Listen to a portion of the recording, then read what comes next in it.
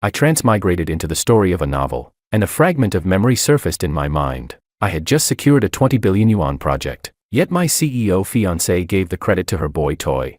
And now she wanted me to be his assistant. My fiancé said coldly, "What's wrong? You're not willing.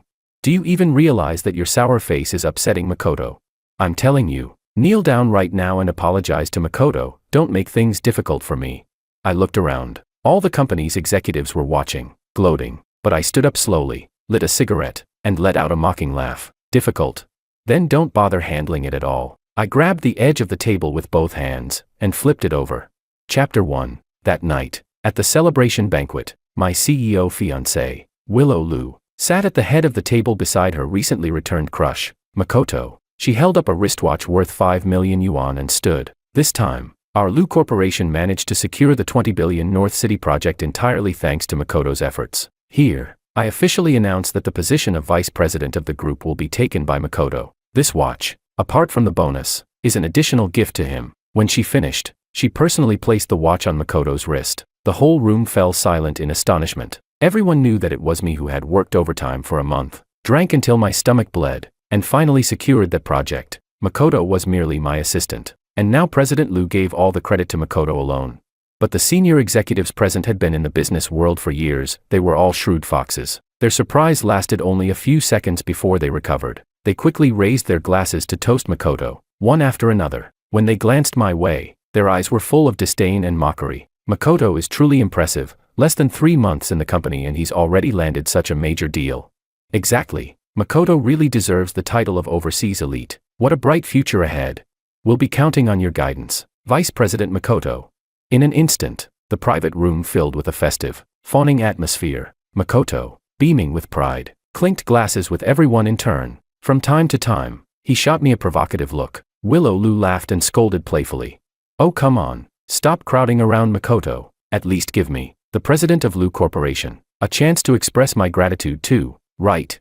The tenderness in Willow's eyes was obvious, and those old foxes could all see it clearly. They started jeering, saying the two of them should drink a couple's toast to show sincerity. Willow pretended to hesitate, glancing at me secretly a few times. When she saw that I didn't react at all, a flicker of irritation crossed her eyes. Chapter 2. Urged on by the crowd's relentless teasing, the two of them finally drank the couple's toast. Makoto wrapped his arm around Willow's slender waist. Their eyes met, soft, lingering, filled with affection. The room erupted in thunderous applause. Every gaze turned toward me, unconsciously. In each of their eyes flickered disdain and gloating amusement. "George." Willow set down her glass, as if only now remembering that she had a fiancé, me. She curved her lips slightly, speaking in a tone that carried an air of entitlement. "Your business ability may not be as good as Makoto's, but it's still decent. Here's what we'll do. Starting tomorrow, you'll be Makoto's assistant. Work hard and support him properly." Seeing that I still didn't respond, my soon-to-be brother-in-law, Martin, the head of the logistics department, slammed his hand on the table and barked angrily.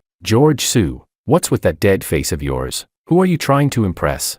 These 3 years you've been amnesiac. If our Lu family hadn't taken you in, you'd probably still be fighting stray dogs for food in some garbage bin.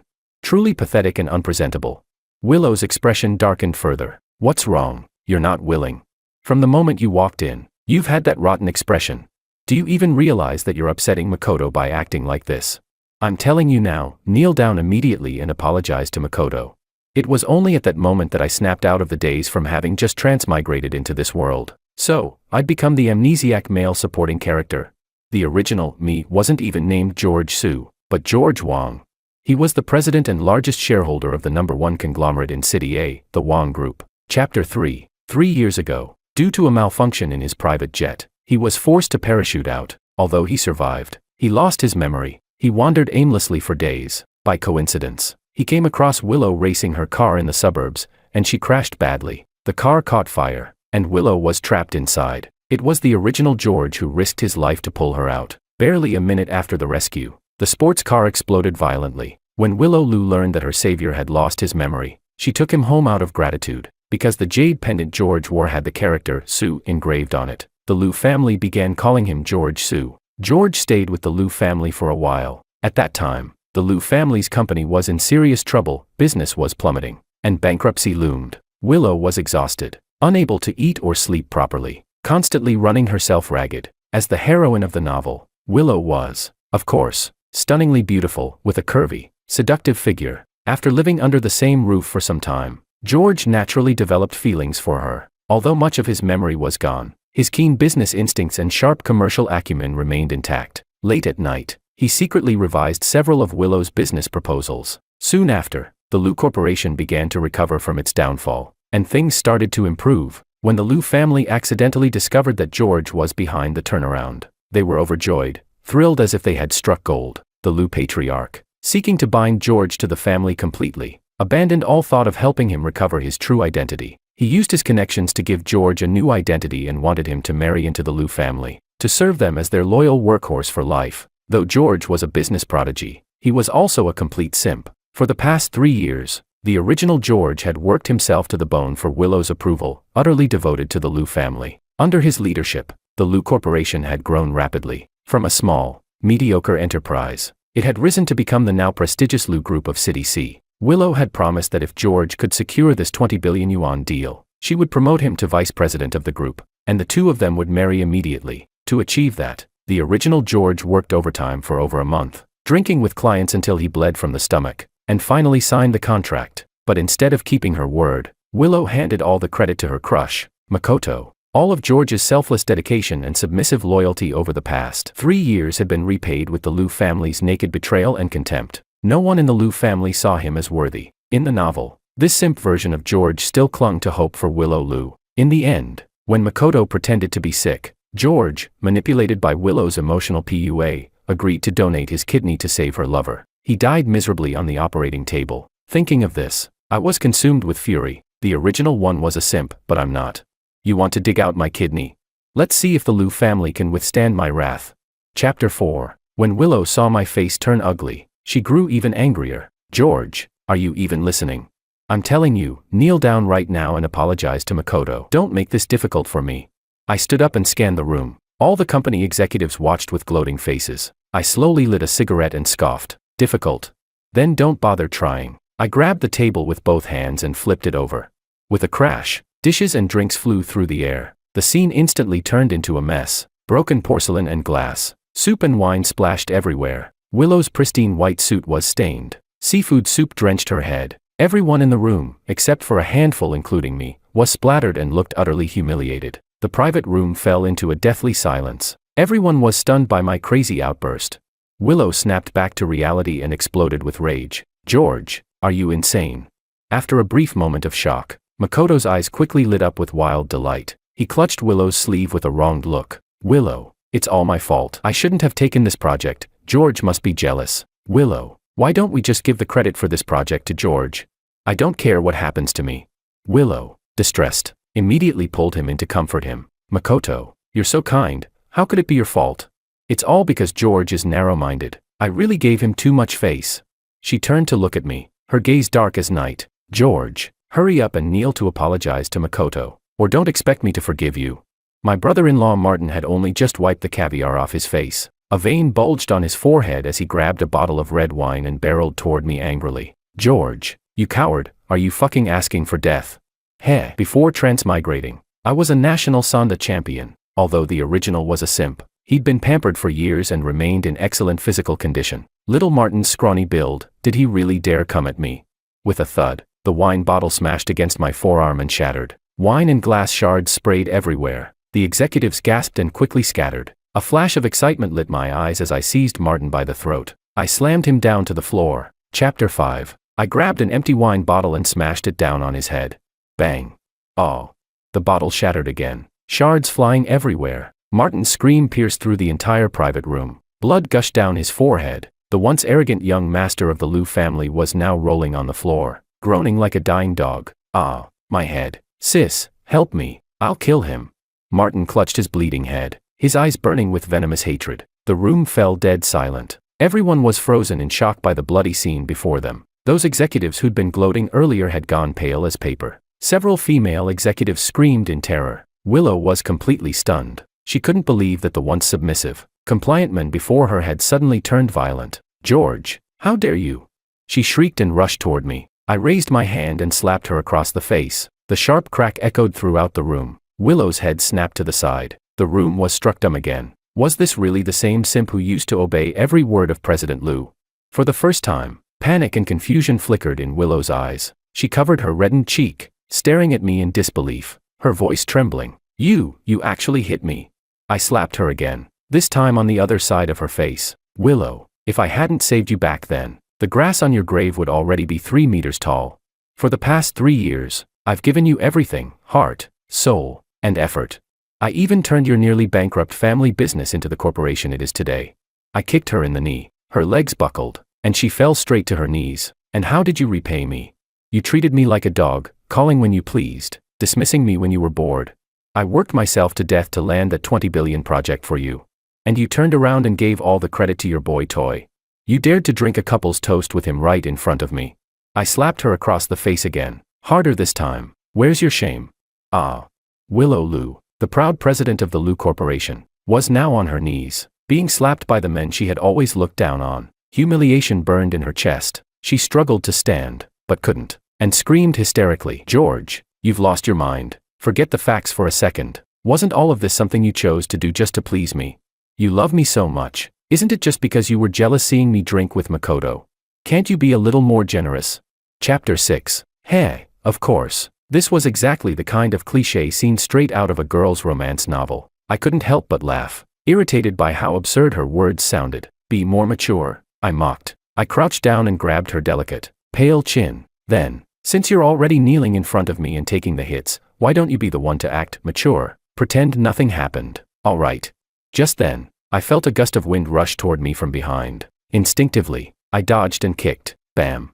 Makoto, who had been about to attack me with a bottle, took my kick straight to the stomach and went flying. He slammed hard against the wall and slid down, groaning in pain. Damn it, this fake pretentious coquette even dares attack me from behind.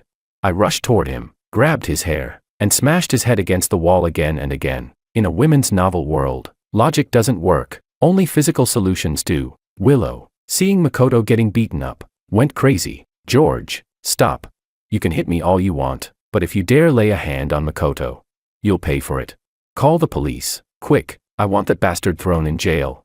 The executives, still paralyzed by fear, finally snapped out of it. They scrambled to pull out their phones to call the police. I froze for a second. Was there even police in this girl's novel world? Damn it, I hadn't accounted for that. I quickly regained my composure, leaned close to Makoto, and whispered a few words in his ear. His face instantly twisted, turning pale as wax. He screamed in panic. No, don't call the police. Hang up now.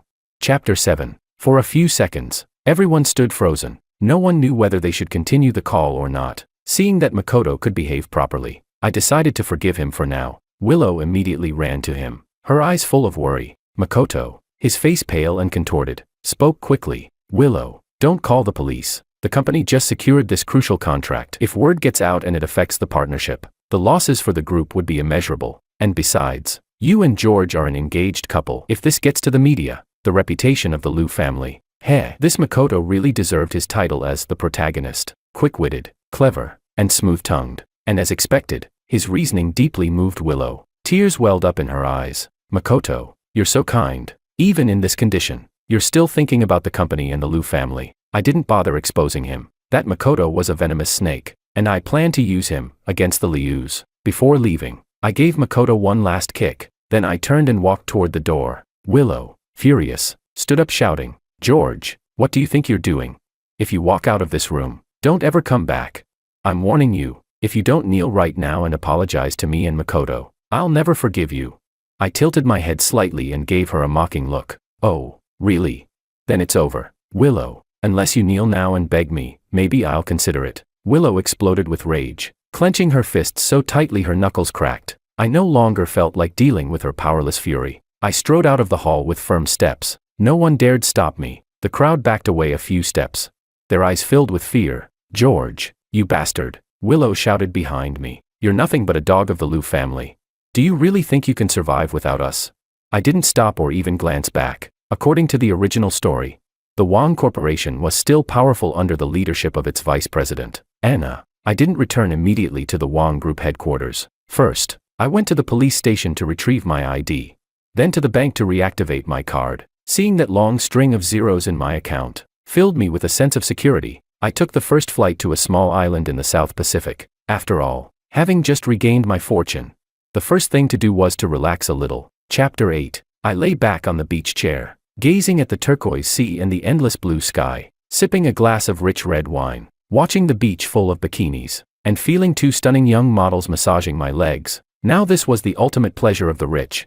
But good things never last long. Only 3 days had passed when Anna showed up. Anna's beauty even surpassed Willow's, especially those long, slender legs of hers, miles ahead of Willow's. She looked at me, covering her mouth as tears streamed down her face. I touched the jade pendant hanging on my chest and let out a sigh. That pendant had been a gift from Anna Sue. The engraved character Sue was her family name. She had been a poor student sponsored by the Wang family, living in their home since childhood. After graduating from an elite overseas university, she joined the Wang group as an intern. Through her own hard work, Anna had climbed her way up from the bottom all the way to vice president. After the original George disappeared, she kept the news tightly under wraps to maintain the company's stability. For 3 years, she had never stopped searching for me in secret. In the novel's original plot, after George Wang's death, Anna went completely insane, fell into darkness. The Liu family vanished overnight, wiped off the face of the earth. But Anna, in the end, couldn't escape the law either. Her ending was tragic and pitiful. I grinned at her cheerfully.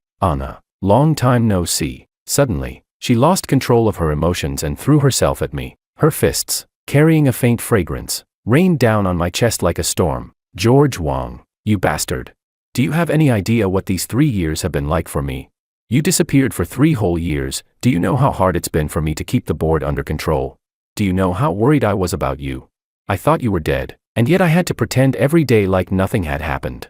I thought I'd never see you again. Sob. When she finally tired herself out, she collapsed against me, crying softly, her fragrant shoulders trembling uncontrollably. I held her tightly, and a wave of pity welled up in my chest. I'm sorry, I said gently. I lost my memory these past 3 years. Only 3 days ago did everything come back to me. She jerked her head up, her face full of shock. I slowly told her everything that had happened over the last 3 years. The Liu family. Anna's eyes turned cold. The Liu group that suddenly rose to power in City C over the past 3 years. I nodded. They deliberately hid the truth about my accident and memory loss 3 years ago, just to tie me down and make me their servant. A flicker of icy killing intent flashed in Anna's eyes. They dared to treat you like that.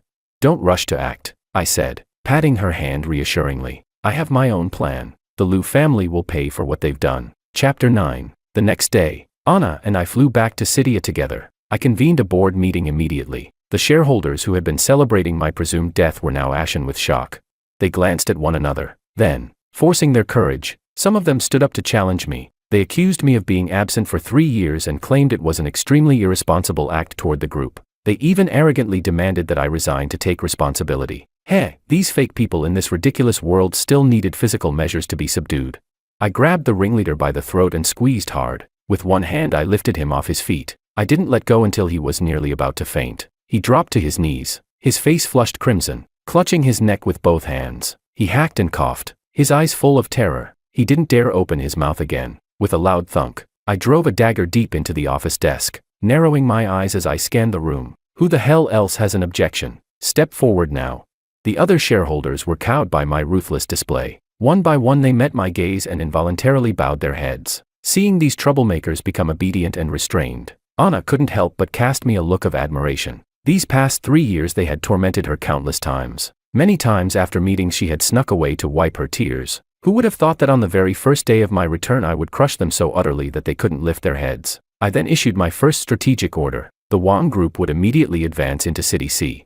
Of course it wasn't only to deal with the Liu family. City C isn't far from City A and has only recently begun to develop these past few years. It's a golden opportunity to seize market share. And since I knew the major forces and plans in City C inside and out, it would be like adding wings to a tiger. Chapter 10. A month later, Anna and I were riding in the company's presidential car. On our way to City C, Willow's calls kept coming in one after another. I rejected every single one of them. Then came her voice messages. George, I'm giving you 1 hour, get over here right now. You've made enough of a scene. What the hell do you want?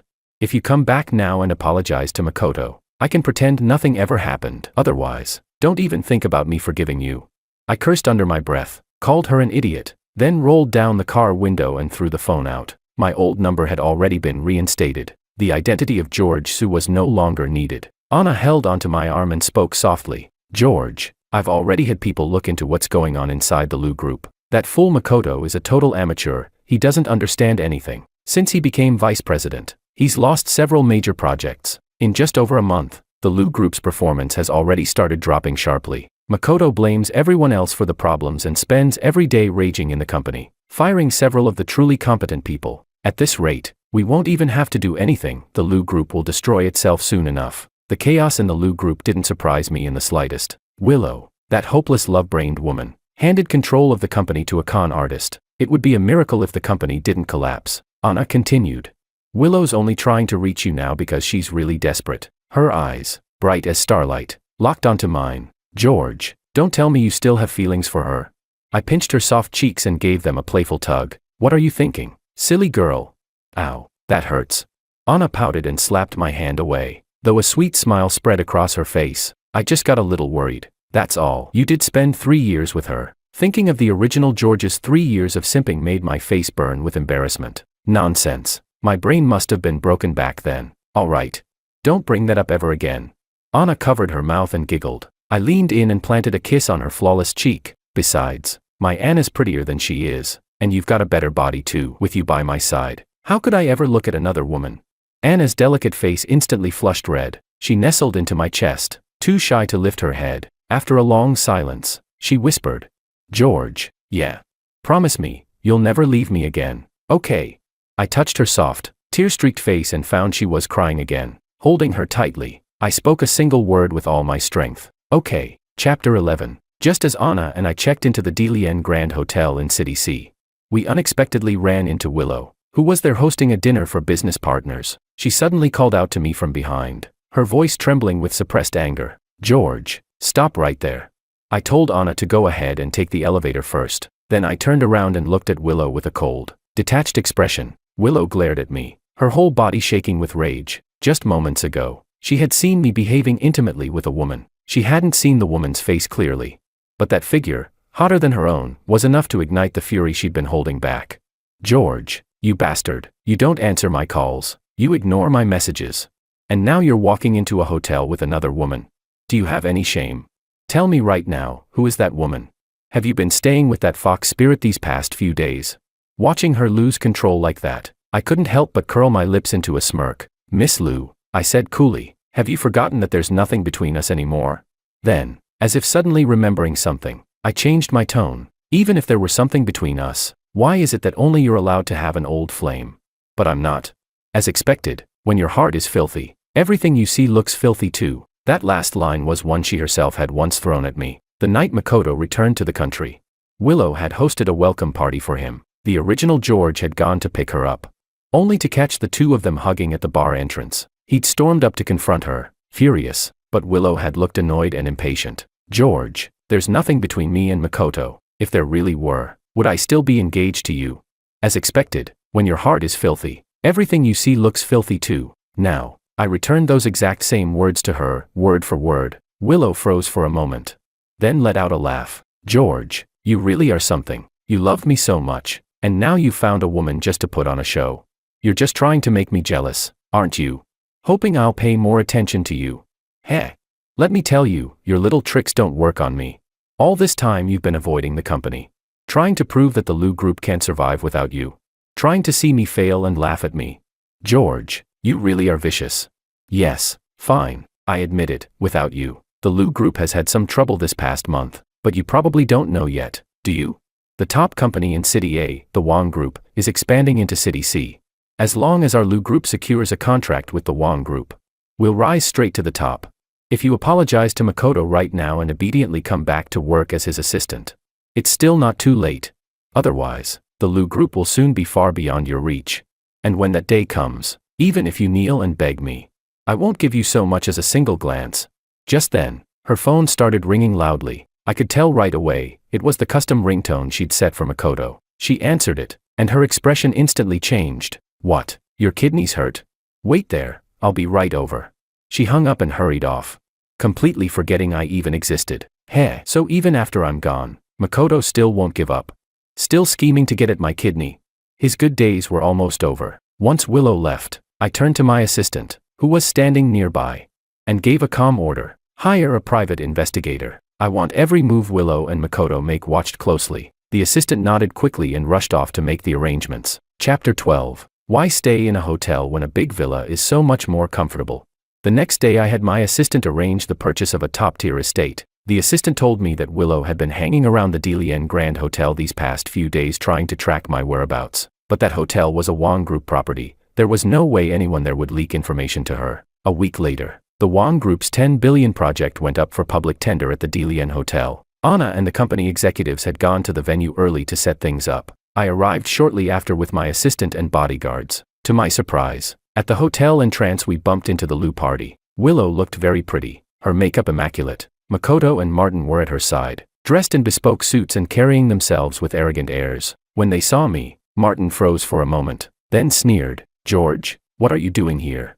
Can't make it anywhere else." "Huh, come apply to be hotel security," Makoto scoffed. "Maybe he's here to bid on Wong Group's 10 billion project," Martin mocked, glancing at the entourage behind me. "That guy, he really thinks hiring a few actors makes him a business tycoon.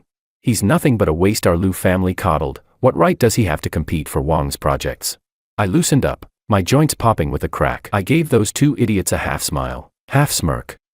My hands are itching again, feel like smacking two fools," I said. Martin and Makoto's faces changed in an instant. Both of them immediately took 2 hurried steps back. Their brutal beating at the celebration banquet was still fresh in their memories. Fear showed across their faces. "Why you, don't get crazy," Martin barked, trying to sound fierce but showing his weakness. "This is Wong Group's turf." I stepped forward another couple of paces, taunting. "So?" Makoto kept backing away, his voice starting to crack. "George, I advise you to behave. We're here to bid today. If you cause trouble, Wong Group won't let you off." I feinted a strike. The two of them panicked and darted into the hotel, then ran quite a distance before looking back at me, afraid I might pursue them in a frenzy. The other Lu executives, seeing this, kept their distance as well. Chapter 13. Willow's expression turned complicated when she saw the scene. She quickly caught up to me. "George, stop making a scene. You've been jealous for so long, there should be a limit. I'm giving you one last chance. Makoto's kidney is failing. As long as you agree to donate one of yours to him, I'll agree to marry you." I slapped her hard across the face. "Willow, do you think I'm an idiot? You want me to donate a kidney to Makoto, and I'm supposed to be grateful for it, even marry you afterward? With trash like you really think I'd ever want you? Pa, you're not worth a damn thing." Without another glance, I strode past her into the building. Willow clutched her face, shouting furiously behind me, "George, you bastard.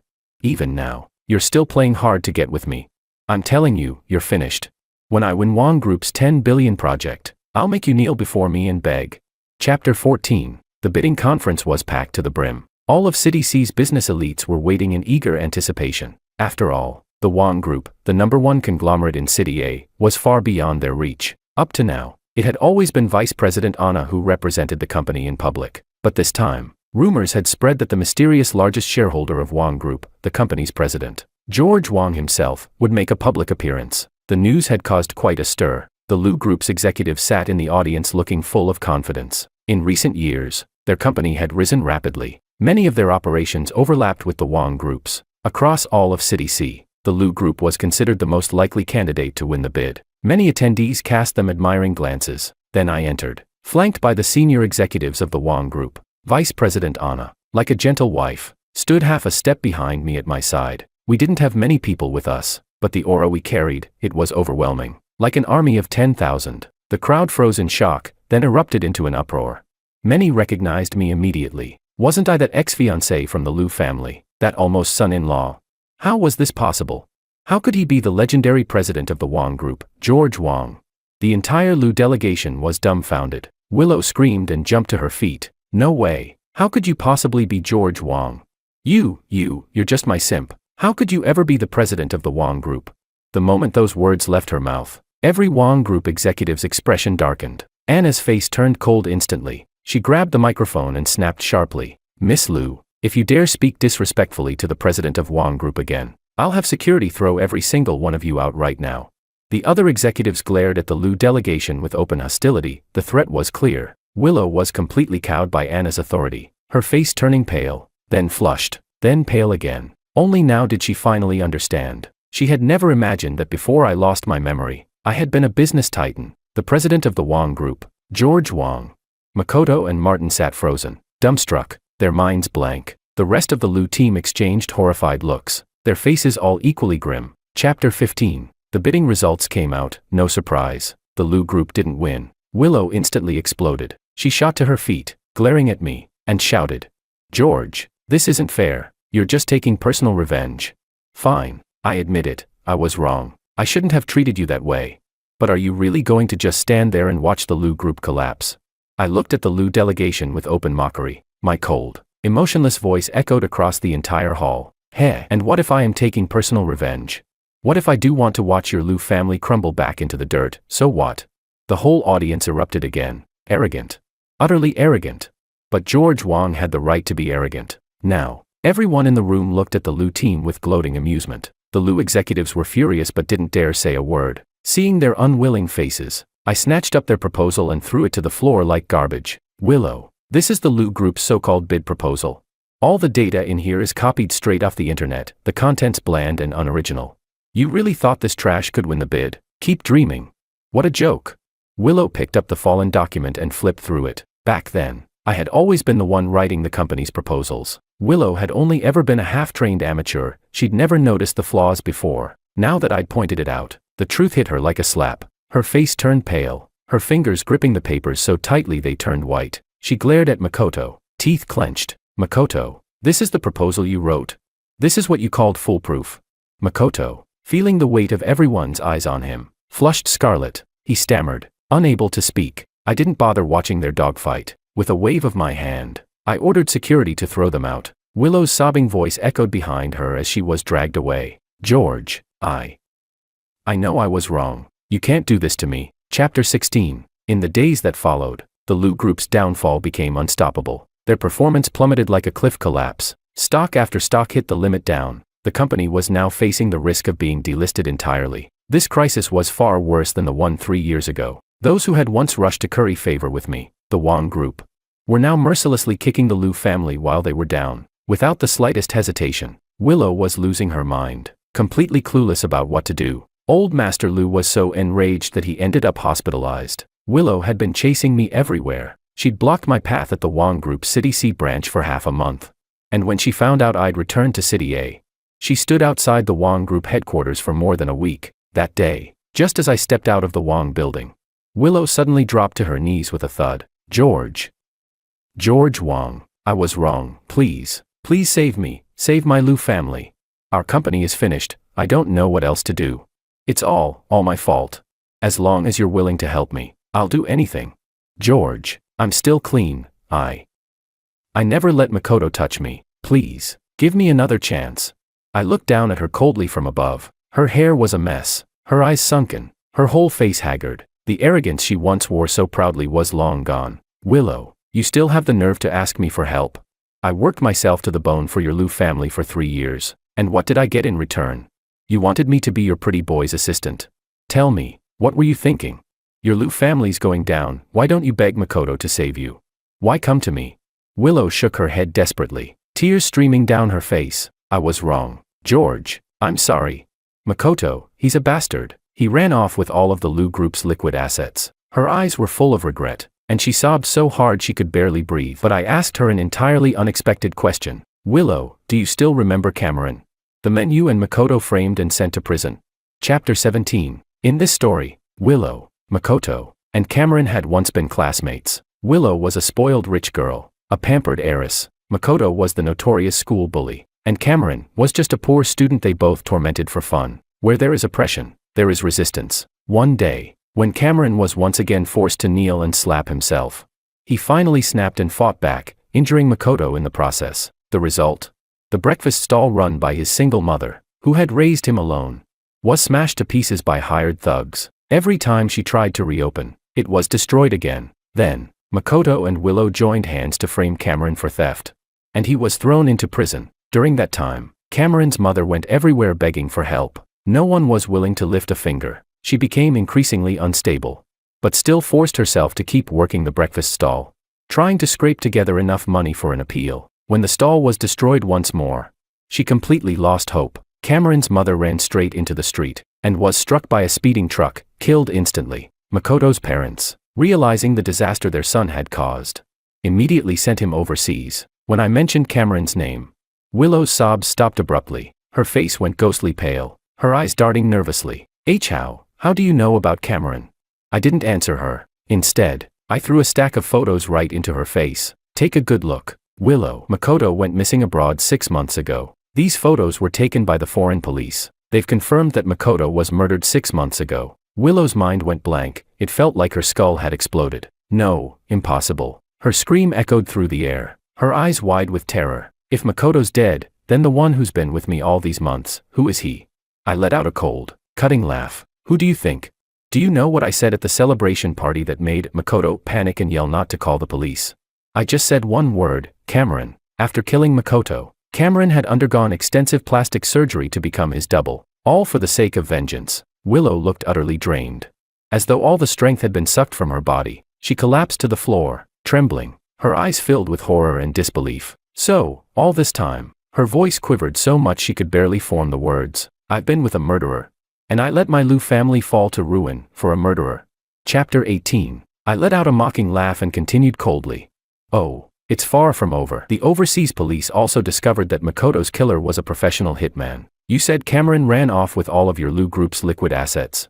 With that kind of money, he could hire enough killers to take out an entire family. Do you really think Cameron would stop with Makoto? That he'd spare Makoto's family, or your Liu family? Willow's pupils shrank sharply. She stood frozen, her eyes filled with terror. And no, impossible. I crouched down, meeting her trembling gaze. Willow, you helped frame Cameron. You're just as guilty for sending him to prison, and for his mother's death. Do you really think Cameron will spare you? At that, Willow completely broke down. For a long time, she could barely speak. Then, trembling, her voice returned, hoarse and panicked. What do I do? What should I do? She grabbed onto my pant leg, crying hysterically. George Wang, please help me. You know so much, you must be able to find Cameron's whereabouts. Right. I was wrong. George Wang, I really was wrong. Please, save me. I slowly stood up, brushing the dust off my suit. Willow, everything that's happened to you, you brought it upon yourself. You're just getting what you deserve, and now you want to repent. Too late. Just then, my phone rang abruptly. When I answered, my assistant's anxious voice came through. President Wang, we just received news. Makoto's parents were in a car accident overseas. They both died on the spot. I had the call on speakerphone, so Willow heard every word clearly. Her body started trembling violently, her face going completely white. Looks like. I hung up and looked down at her with a faint, cold smile. The revenge has already begun. Without another glance, I turned and walked away, flanked by my bodyguards. George. Behind me came Willow's heart-wrenching scream. Later, my assistant reported what happened afterward. Willow went straight to the police, but it was too late. Old Master Liu had his oxygen tube pulled out in the hospital. He died that very night. Martin was found dead in a woman's bed. Only Willow survived, placed under police protection. But when she heard that her father and brother were dead, she snapped completely, lost her mind. In the end, she had to be sent to a psychiatric hospital. As for Cameron, he didn't escape either. He was captured while trying to flee the country, caught red-handed at the border. When I heard the news, I was lying on a beach with Anna in my arms, on vacation. Anna noticed my eyes drifting toward the countless bikinis on the sand. She pinched my waist hard, glaring. Don't look. If you have to look, look at me. They're not prettier than I am. I looked down at the beauty in my arms and gave her a playful smack on her firm backside. How am I supposed to look when you're dressed so conservatively? Her cheeks flushed red as she whispered shyly. I bought a new one, some lingerie. There's not much fabric. I'll wear it tonight, just for you. Damn. The girl had finally learned how to tease. How could I possibly resist that kind of temptation? I pulled her close, tilted her chin up, and kissed her deeply.